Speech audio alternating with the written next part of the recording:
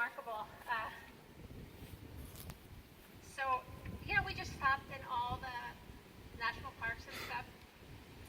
And we had this, it looked like the Beverly Hillbillies. My mom was crying when we drove away. And then there was a trailer, and I had a little Subaru Justy, if you remember, and then we had a little sailboat strapped to it. We had like everything we owned on this little truck. It was a great adventure, really, but one thing Dave was reminding me of, a couple times we were going, and it was an old truck, and we'd be going down steep hills, and the brakes would burn out, and we'd have to take those escape truck routes. Oh my God, that was just so frightening, and the brakes would be smoking and fuming, and then we had to back down these narrow things. It was crazy.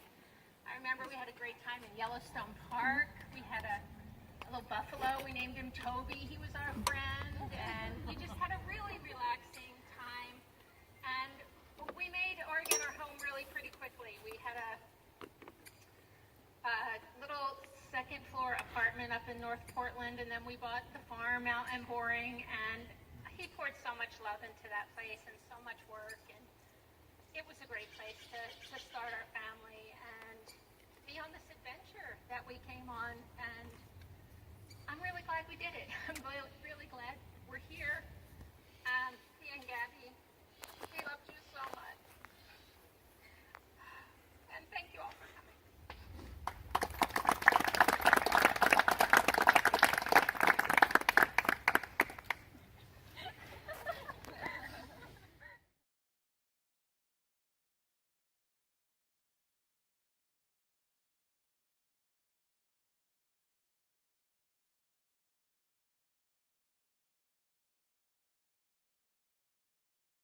My name's Jeff Simpson. I met Ugo professionally in 1997-ish.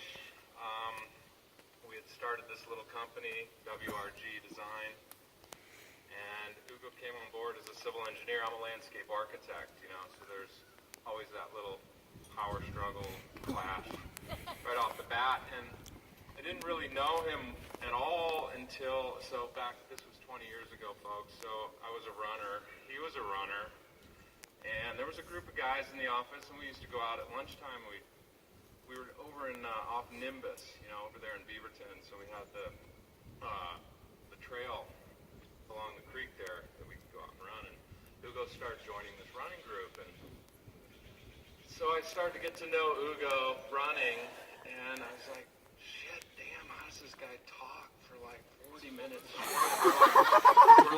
We're at like a sub 6 minute pace, and he's talking and talking.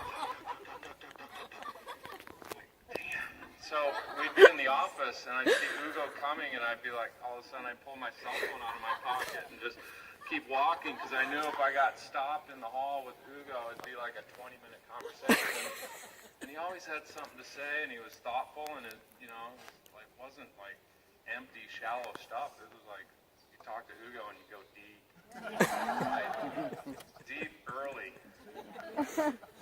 So anyway, we hit it off. We became fast friends, and we would often, banter on solutions that had to do with aesthetics versus engineering, and how do you blend and find these perfect ways to solve problems in our professional careers.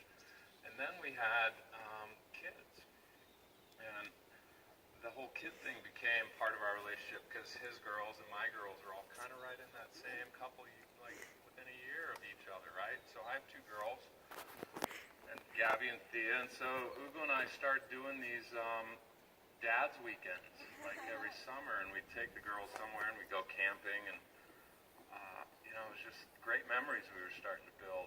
And he started spending more time with my family. We'd do things together at holidays, and he's just one of these guys that my wife and I were like, yeah, he's a little quirky, but God, we love him to death. It's like he is one of the most real people that we know, and he's so pure, and he was always like, I just felt guilty because I'm such a devil, evil, like, gosh, this guy's kind of inspiring, maybe I could clean up my act and be a little bit more like Ugo. Probably not, but. And so when he gets taken so soon in life, a lot of questions, but I know he was probably one of the best examples I've seen of a father.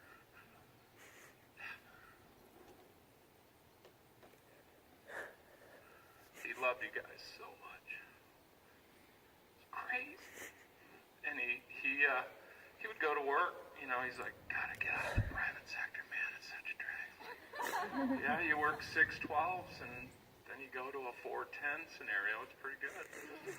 But you know what? He did it and he kept telling me, you know why I like it? Because I get to spend more time caring for my kids, my girls.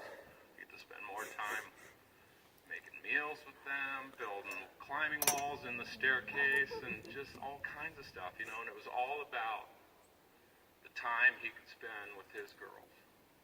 And so, you know, he carved out a niche over at Clackamas County, right? And everybody loved him and everybody respected him, and he was one of these guys that he could look at a set of plans and 30 seconds he'd go, that's not going to work. You know, he sees something that most people can't figure out without running programs and stuff, and he'd look at a set of plans and he goes, that doesn't work. But immediately he had like 3 ideas about how we can fix it or solve it or change it so that it does work. It was never anything the private sector side guy wanted to hear because it usually meant more money, but right? But you know, so Ugo and I stayed close. We worked together professionally until 2002, so like 96, 97 until 2002 or 3. So that's really, what, 6, 7 years in there.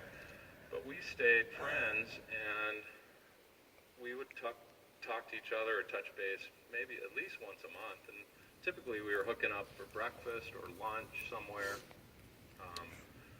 if not quarterly, every other month. So until his dying day. And I'll never forget him being diagnosed and how shocked we were all to learn that, what? Stage 4 lung cancer? Are you kidding me? How is that possible? So anyway, it was a battle. He fought it hard. He kept such a great positive mental attitude. His total motivation was to spend more time with his girls. All he wanted to do was live another 30 years so he could see his girls grow up. He said, I might have a year left, I might have 30 years left, but I'm living like I have 30. And, you know, I can't remember a time where I saw Ugo boo-hoo, poor me. You know, never did see that, really. And strong guy, super skilled, incredibly intelligent, loved his family. We'll miss him. Think about him a lot. I appreciate all you guys coming out today to honor his memory, and I hope more of you get up here, grab the mic, tell a little story, because that's what he liked to do.